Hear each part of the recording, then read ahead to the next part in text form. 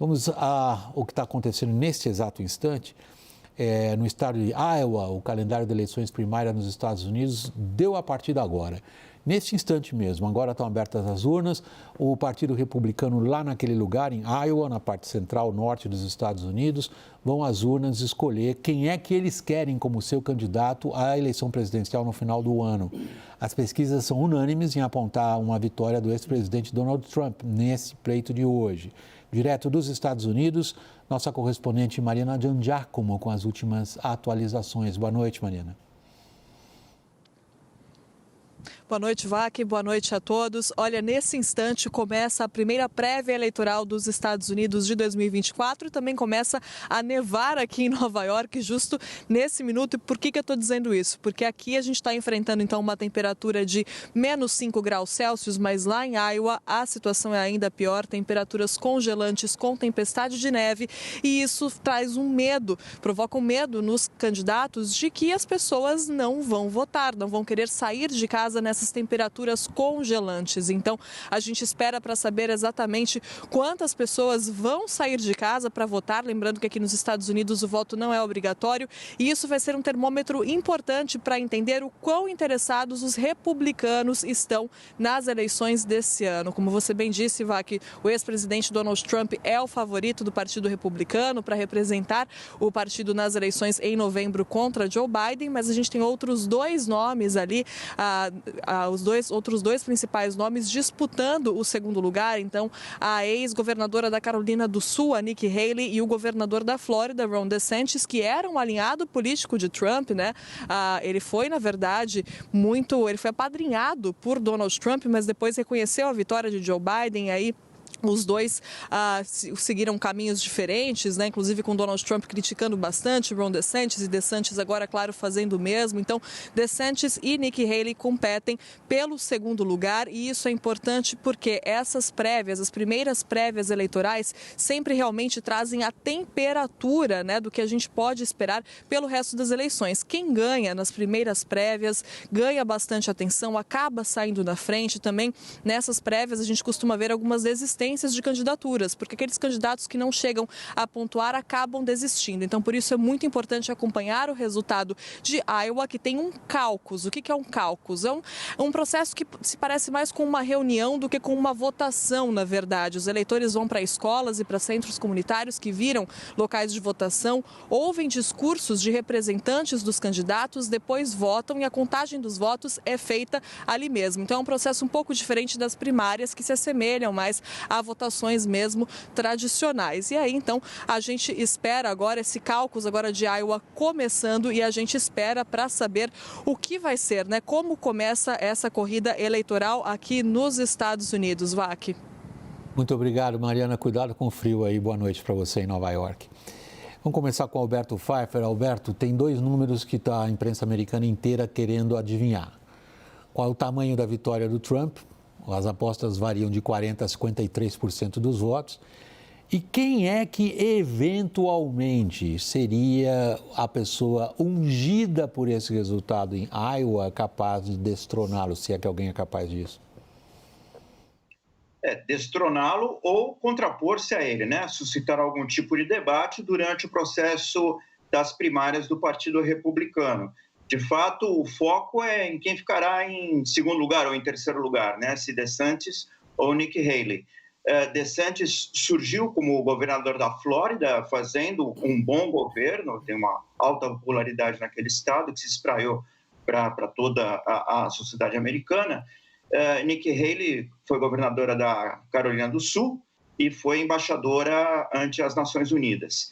Então, daí surgirá aquele que se antagonizará com relação a Trump durante o processo das primárias, mas Trump larga com uma enorme vantagem e deve ser o candidato republicano, vindo com muita força para a eleição presidencial.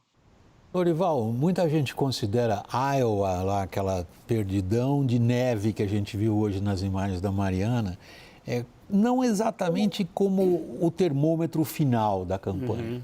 New Hampshire é muito importante, está logo aí na frente. Há, por parte da imprensa americana, a perspectiva de que o Trump não tem a mesma dinâmica de ocasiões semelhantes anteriores. Ele vem tentando reeditar ele mesmo, sem parecer muito convincente. Quais são as chances que os contendores dele têm de destroná-lo, para usar a palavra do Alberto? Bem, hoje é 0, né? 0 chance. Pode ser que o quadro mude, mas não há essa possibilidade no horizonte. Sobre Iowa, apenas 3 de 7 presidentes americanos desde 1976 ganharam em Iowa, ganharam as primárias. Então, não é um preditor, pelo contrário, né? Você perder em Iowa é mais preditor do que ganhar em Iowa para depois se tornar presidente. A CNN fez uma boca de urna, que na verdade é uma entrance poll, as pessoas estavam entrando, porque tem o exit poll, que é a saída, e que nesse caso é importante essa diferença, porque o cálculo vai mudando, né? Conforme as pessoas os pré-candidatos vão sendo excluídos, os eleitores vão tendo de se aglutinar fisicamente para apoiar os candidatos que restam, né? Mas mostra o seguinte, que 53% das pessoas que entraram são do movimento MAGA, Make America Great Again, do Trump. 53%. 41% dizem que não são. 68% acham que Biden não venceu as eleições. 28%, aliás, 63% acham que Trump seria seria apropriado para ser presidente, mesmo que fosse condenado. Ou seja, é um eleitorado bastante pró-Trump. E que vai... Mesmo os que não se dizem partidários do MAGA. Mesmo não sendo partidário do MAGA e mesmo não votando, né, necessariamente no Trump. Mas é também um eleitorado muito anti-Biden, acima de tudo, né? E uma pesquisa do YouGov, que a CBS deu hoje, afirma que os 3 principais pré-candidatos do Partido Republicano derrotariam o Biden no voto popular, né? Sendo que a Nikki Haley seria a que derrotaria com maior margem, por 53 a 45. Por quê? Porque ela atrai o voto independente, o voto moderado, o voto das mulheres, que o Trump perdeu ao colocar na Suprema Corte juízes que derrubaram o direito ao aborto. E o Trump, é o terceiro em chances para derrotar o Biden, mas derrota por 50 a 48. E Ron DeSantis em segundo, com 51 a 48. Embora o Trump tenha perdido o voto das mulheres, ele ganhou o voto dos evangélicos nascidos de novo, renascidos, né? que representam 2/3 do eleitorado republicano em Iowa. Então, se o Trump perdeu em 2016 para o Ted Cruz, que fez uma campanha voltada para os evangélicos, agora o Trump fez uma campanha totalmente voltada para os evangélicos e deve ter um apoio muito forte dos evangélicos. Tem um vídeo do Trump dizendo que Deus olhou para a terra e escolheu Trump para ser o seu caretaker, ou seja, aquele, digamos, representante interino de Deus na terra para combater o Deep State, né, esse Estado profundo que eles dizem que é uma conspiração dos liberais, enfim, para resguardar os valores da família, assim por diante. E do ponto de vista dessas organizações religiosas, que têm uma enorme capilaridade, uma grande penetração no país inteiro, ponto importante na conversão deles ao trumpismo é acreditar que o cristianismo está sendo atacado pelos liberais e por Biden na América. Então, salvar a América para eles é igual a salvar o mundo cristão. E identificam alguém que não tem o mínimo de ética, como Trump, como o possível salvador da ética cristã. Tanto que antes eles não gostavam do Trump, por causa dessa razão que você acabou de falar, mas passaram a gostar pela forma como o Trump trabalhou para conquistá-los. É um caso extraordinário de conversão. Thaís, a grande dificuldade do Biden no momento é convencer as pessoas que a economia está melhor do que elas acham. Esse é um ponto interessante. A The Economist fez nesse fim de semana uma pesquisa para dizer por que os americanos estão tão rabugentos com uma economia que está indo tão bem. O desemprego no menor dos tempos, a inflação que já chegou a 9%, mas hoje está rodando já os 3%, porque os salários estão aumentando, né? Aí tem uma coisa que o brasileiro entende muito, né? O efeito da inércia, efeito psicológico da inércia inflacionária. Então, aquilo que os americanos perderam nesses últimos 2 anos por causa da inflação, eles ainda não têm a sensação de que recuperaram. Né? Por mais que os preços tenham voltado, os preços dos combustíveis, dos alimentos. Mas aquilo que foi perdido, essa sensação, que é uma sensação que o brasileiro tem e convive, por mais que a gente esteja vivendo aí numa estabilidade, mas eles não tinham uma inflação acima de 3% em 40 anos, 4%, né? Em décadas. Então, a sensação da perda, ela ainda não foi superada. Então, portanto, o fato de ter... E o trade-off, ou seja, a troca da queda da inflação por um juro muito alto, que segurou o crédito, que segurou a compra das casas. Então, assim, eu tenho sim um emprego, mas aquilo que eu perdi, a dificuldade que eu passei. Então, essa é a grande dificuldade do Joe Biden de convencimento, é lidar com o trauma, e tem muitos economistas que tratam assim, de uma situação de pós-traumática, né, da inflação, com o trauma que a inflação alta e a resposta a ela gerou nos americanos. Em termos eleitorais. Daniel, você está quieto o tempo todo nessa conversa, vamos acabar com essa situação aí para o teu lado.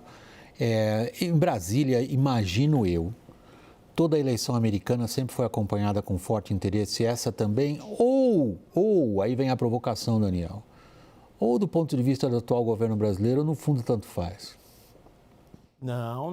Obviamente não é tanto faz, não. O que eu percebo, sim, é ainda um certo distanciamento com relação às eleições americanas. Existe uma percepção, sim, de que o governo Biden frustra um pouco quem gostaria de uma aproximação maior Brasil e Estados Unidos, mas de que ruim com Biden, muito pior sem Biden. O governo reconhece muito que, em 2 momentos, o governo Biden foi decisivo no resultado, no reconhecimento da vitória de Lula. Foi um dos primeiros líderes estrangeiros a reconhecer a vitória de Lula e a derrota de Jair Bolsonaro. Isso teve um papel importante para evitar qualquer versão de que Lula não ganhou, no final das contas. E num segundo momento, no 8 de janeiro, quando Biden foi rapidamente às redes sociais condenar o que estava acontecendo em Brasília. Então, esse reconhecimento existe. Por outro lado, não tem havido afinidade entre Brasília e Washington. Ainda percebo esse distanciamento muito grande, um temor, mas uma falta de atenção mais dedicada ao que está acontecendo nos Estados Unidos. Não é conversa hoje no Palácio do Planalto, em Itamaraty, na assessoria internacional. O que eu percebo, William, isso sim é uma expectativa muito grande na direita, entre os bolsonaristas, que estavam já com a cabeça baixa há bastante tempo, porque pode-se dizer, o Congresso é predominantemente de centro-direita, Bolsonaro perdeu só por 2 pontos percentuais contra Lula. Sim, mas o que se seguiu depois foram golpes muito fortes à direita aqui no Brasil. Então, você teve o 8 de janeiro, inelegibilidade de Bolsonaro, a oposição sem uma agenda clara no Congresso, as CPIs não prosperaram. E agora, com a vitória de Javier Milei, mas principalmente com a expectativa de vitória de Trump contra Biden nos Estados Unidos, a direita sim espera que isso não signifique só alguma coisa nos Estados Unidos, mas de que a direita internacional está revigorada, de que também é um aval e um fortalecimento dos valores conservadores também aqui no Brasil. Então, a direita quer surfar um pouco nessa onda para se recuperar, não só internacionalmente, mas também no Brasil. Alberto, aqui no WW, sobretudo, a gente tenta ser o mais cauteloso possível com esses paralelos e comparações entre situações políticas que, às vezes, têm similaridades. Se a gente vê, por exemplo, os ataques de 6 de janeiro lá no Capitólio, ou o que aconteceu no Brasil 8 de janeiro do ano passado. a forma com que políticos populistas desta ou daquela tendência utilizam redes sociais, que tipo de situação política eles são capazes de explorar. A gente é muito cauteloso com essas comparações. Agora, há uma trazida nos números que o Lorival acabou de mencionar, que a mim preocupa particularmente. É a ideia de que um determinado grupo político, e aí eu não estou falando de uma franja do espectro político, eu estou falando do mainstream republicano, por exemplo. Os números são convincentes. O mainstream republicano não acredita que o Biden ganhou a eleição. Isso tem um impacto no sistema político americano de enorme relevância. Aí vem a comparação que eu quero ser cauteloso. A gente viu nas comemorações, ou no evento que o governo brasileiro organizou semana passada, para o 8 de janeiro, uma enorme parcela do eleitorado brasileiro simplesmente não compra o que o governo ali estava dizendo. O descrédito quanto ao sistema eleitoral. Isso é algo que existiu no Brasil e algo que está presente em parcela da sociedade americana. Lembrando que nos Estados Unidos a eleição presidencial é indireta, os estados definem as metodologias eleitorais, são muito variadas e levam a uma dúvida quanto à sua legitimidade, quanto à sua eficácia ao representarem a maioria da população, a maioria da vontade popular. Há casos de presidentes que foram eleitos com mais votos no colégio eleitoral do que receberam proporcionalmente do eleitorado em geral. Então, esse descrédito quanto ao sistema eleitoral, e agora exacerbado pelos sistemas eletrônicos, que, de parte de alguns, ensejam dúvidas quanto à possibilidade de manipulação desses sistemas. Então, esse descrédito quanto a esse elemento fundamental da democracia, que é a manifestação de cada indivíduo eleitor por intermédio do voto, é algo que deturpa o resultado do próprio processo democrático. Não é um fenômeno isolado no Brasil, nem nos Estados Unidos, em outros países isso tem existido. Na Argentina mesmo, o Milei diz que teria ganhado já com maior vantagem. É uma das facetas desta contestação da presença do deep state, né? Do controle dos mecanismos institucionais dos regimes democráticos por parte de elementos ligados ao Estado. E isso deturpa, claro, a saúde, a sanidade do regime democrático e leva ao aparecimento de líderes com um viés mais populista, mais autoritário, mais de um tipo salvacionista e que, por meio de manifestações que, de certa maneira, emulam cruzadas, né? O cruzadismo de Donald Trump, defendendo os valores do Ocidente, os valores da cristandade, com uma bandeira que representa um país, representa uma potência internacional que tem uma missão planetária a cumprir. Isso talvez demarque o que pode ser o grande divisor nesta eleição americana. Daniel me pediu a palavra. William, colocando uma pergunta para o Lorival e para o Robert Pfeiffer, a gente, como jornalista, mal termina uma eleição, a gente está pensando na seguinte já. E logo depois de Iowa, vem New Hampshire.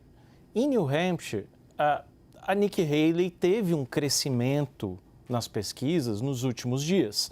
Ela ainda está atrás de Trump, mas ela teve um crescimento. Vocês acham possível uma vitória ainda de Nikki Haley em New Hampshire? E se isso pode embalar, dar uma atração para a pré-candidatura da Nikki Haley contra o Trump para o restante das primárias? Lorival, para a gente arredondar essa parte do programa. Não, por enquanto não, né? New Hampshire é um eleitorado muito pequeno, né? Embora seja simbólico por ser a primeira primária, né? O Iowa é o primeiro caucus, então acaba... Iowa e New Hampshire são importantes para excluir pré-candidatos, para pré-candidatos desistirem e não para indicar quem venceria. Então, mesmo porque ainda não está colocada a possibilidade da Nikki Haley vencer em New Hampshire, né? Está colocado de ela derrotar o Ron DeSantis, né? E, aliás, se Ron DeSantis tiver um desempenho muito ruim hoje, ele pode amanhã sair da corrida, né? Mas o Trump eu acho inabalável neste momento. Só para arredondar, a última pergunta minha, Lorival. Algumas pesquisas qualitativas indicam que o potencial da Nikki Haley está em bloquear a propaganda eleitoral democrata antirrepublicana baseada no fato de não terem nunca se preocupado com o candidato mulher e tudo mais. Quão realista é isso? Exato, ela tem esse papel de tornar a chapa republicana mais atraente. Daí as especulações sobre a possibilidade dela vir a ser a vice do Trump. Seria um ticket, né, uma chapa bastante forte se eles conseguirem superar os ataques recíprocos que estão sendo muito sangrentos neste momento. Ela seria Mike Pence de saias, no caso. Exato. Coitada, se ela cai nessa armadilha.